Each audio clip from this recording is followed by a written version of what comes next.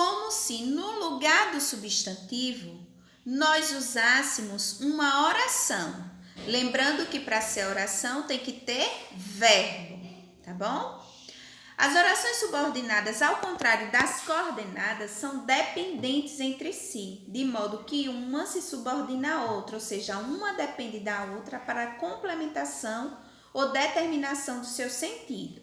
Então, primeiro vamos entender por que nós chamamos de orações. Por que a oração? Porque tem verbo, certo? É um período ali, é uma frase que tem verbo. Segundo, por que é subordinada? Porque uma depende sintaticamente da outra, ou seja, se eu retirar uma, a outra vai ficar com sentido incompleto, porque falta uma função sintática ali dentro daquele período. E é substantiva porque ela assume o lugar de um substantivo. É como se tivesse que ter um substantivo ali, mas no lugar do substantivo tem a oração. Aí vejam esse exemplo.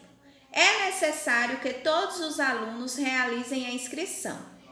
Ao ser feito o desmembramento dessas orações, nós temos o seguinte. Oração 1, que nós chamamos de oração principal. É necessário. Oração 2, que os alunos realizem a inscrição.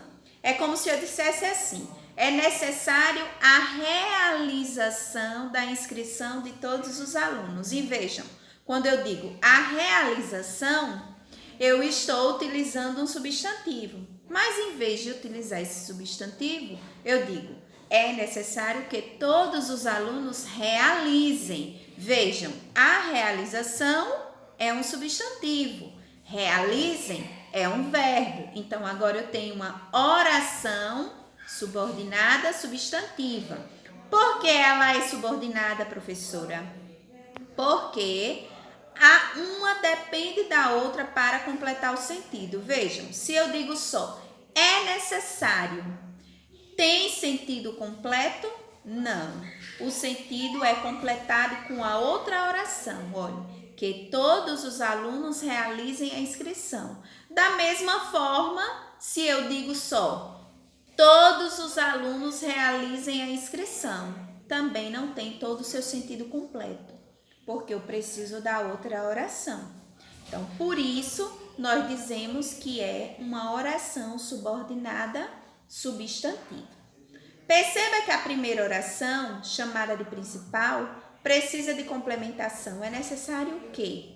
Dessa maneira, que todos os alunos realizem a inscrição funciona como um termo integrante dessa oração principal.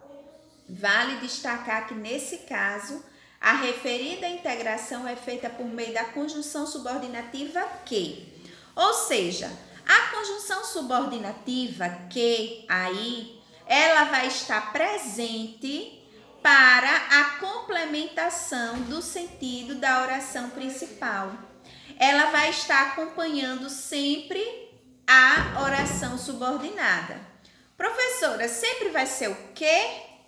Às vezes pode ser o sim, mas na grande maioria das vezes será o que vai fazer essa introdução, ou seja, vai vir no início da oração subordinada, tá bom?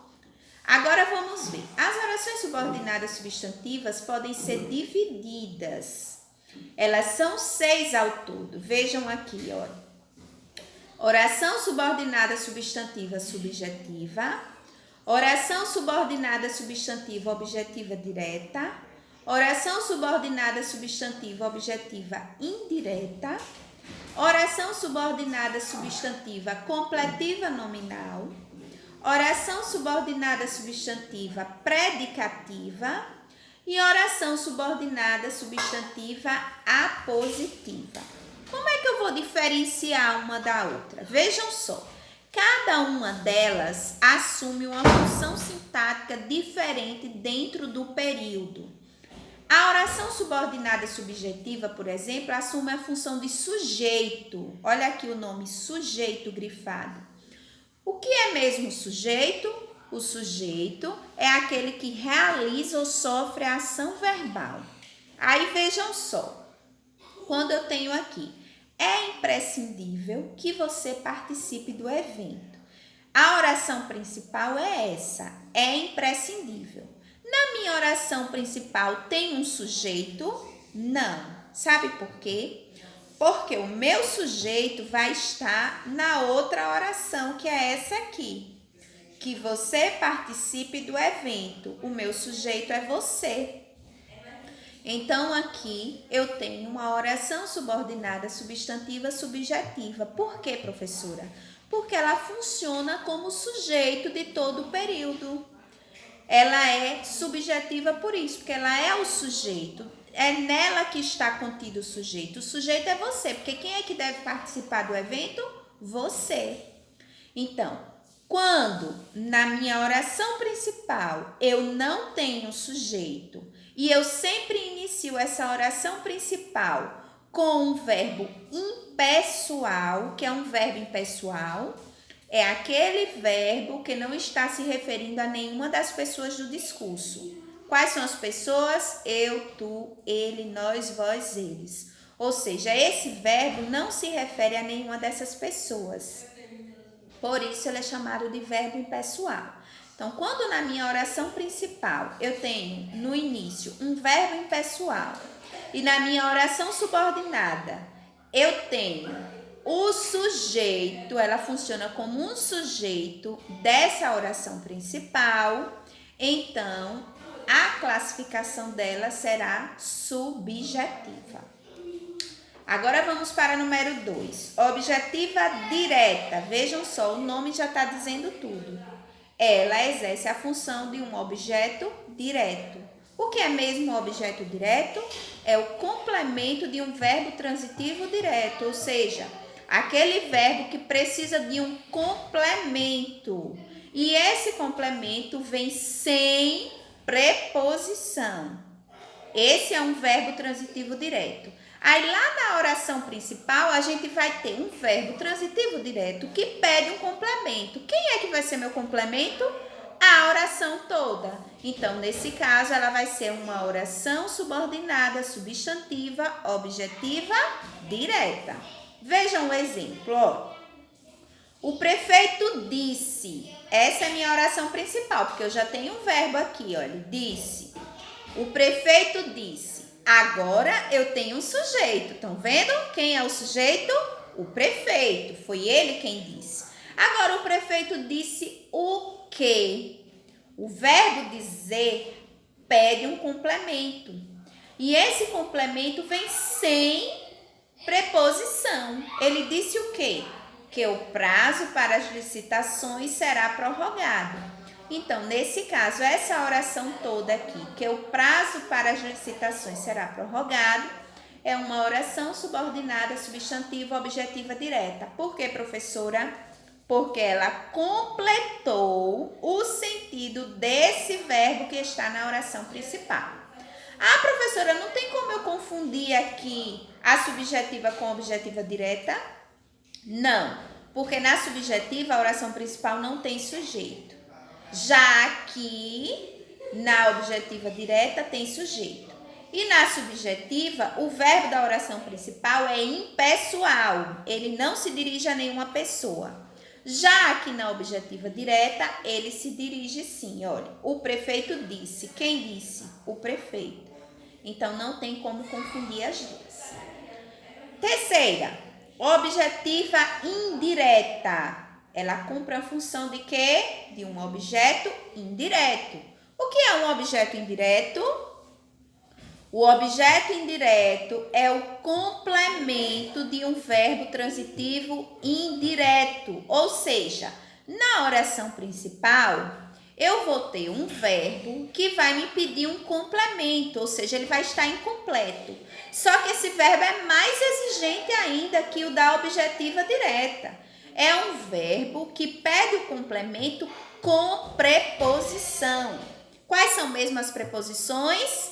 Aí vocês vão ter que lembrar da musiquinha. Não sei se eu já ensinei para vocês, mas eu vou cantar ela aqui e vocês vão ficar sabendo o tempo para o tempo todo.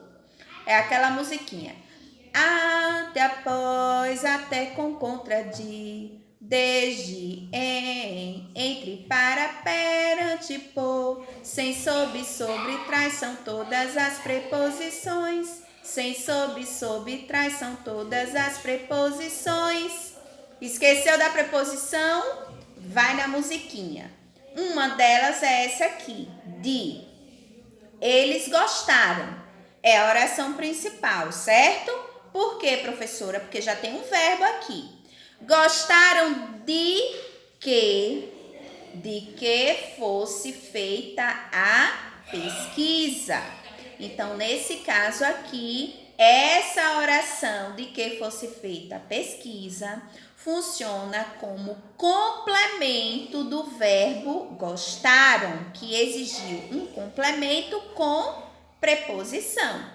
Então, de que fosse feita a pesquisa é uma objetiva indireta. Agora vamos para a completiva nominal. É aquela que completa agora um nome. A objetiva indireta completa o verbo, como o verbo gostaram. Mas a completiva nominal completa o nome. Vejam só, tenho convicção de que ele retornará mais brevemente. Tenho convicção é a oração principal, não é?